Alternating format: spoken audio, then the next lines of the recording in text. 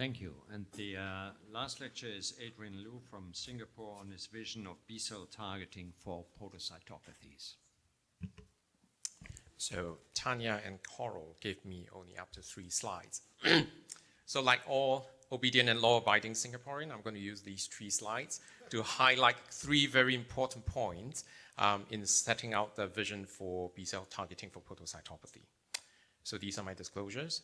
So the first slide. So podocytopathies include minimal change disease and primary FSGS, where the pathogenic hypothesis had always been due to an underlying circulating factor, permeability factor that's toxic to the podocytes.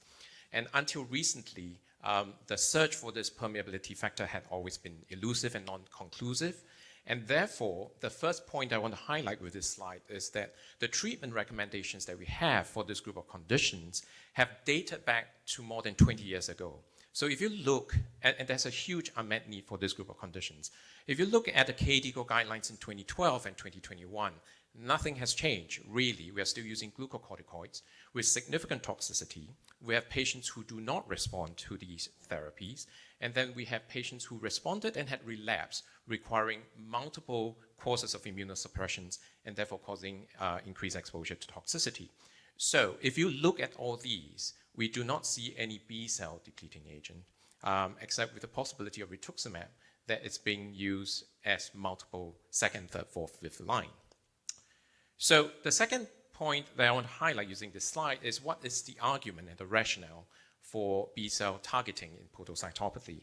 And its recent observations have shown that there have been anti-nephrin antibodies in patients, adult patients with minimal change disease and those with recurrent primary FSGS. And it was only until recently last year that, as Jürgen have highlighted this paper earlier, the Hamburg group actually showed that there is a significant proportion of patients, adult patients with minimal change disease in the order of about 44% with anti-nephrin antibodies.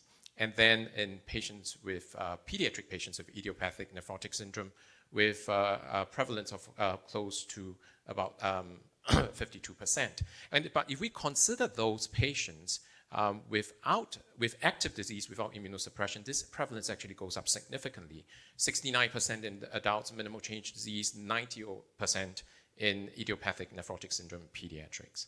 So that therefore, this sort of suggests that there could be an autoantibody in podocytopathy, and therefore targeting B cells sort of makes sense. The author has also highlighted 2 patients where they use rituximab, which then showed a significant and rapid depletion of anti-nephrin antibodies, and this is then associated in parallel with reduction of proteinuria. So the question now is this sufficient enough for us to say then therefore we need to target B cells in podocytopathy? Is this the early story of the anti-PLA2R antibodies? Are we expecting, besides anti-nephrin, another antibody B, for example, that's coming up much later? And the third point, that then do we have any evidence for the use of B cell targeting therapies in this group of patients?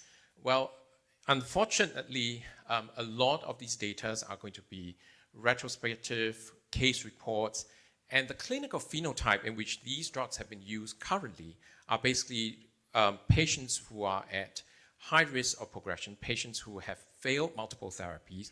They are frequently relapsing.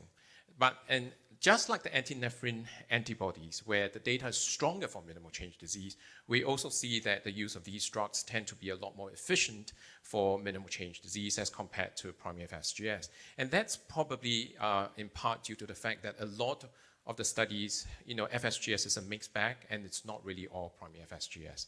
So if we look at rituximab, we tend to see then to be efficient in patients with minimal change disease, tend to be frequently relapsing, steroid dependent. The evidence for FSGS is a lot more limited. There are some ongoing planned studies which I've listed on the right side.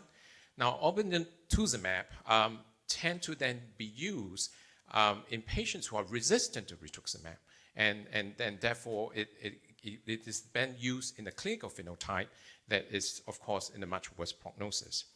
And then for anti-CD38, at the present moment, we are seeing it being used in combination with rituximab. And this is an ongoing study that's a phase 2, phase 3 minimal change disease. And they have shown that that they are mainly used for multi-drug resistant nephrotic syndrome, and there's some data coming out for the recurrence of FSGS. And I will meet my 5 minutes.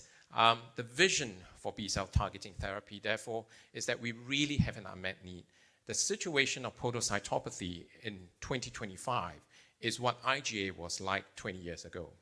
We have very, very limited trials, and the sponsors who are all here, please start shifting away from IgA and come to podocytopathy. Thank you. Thank you.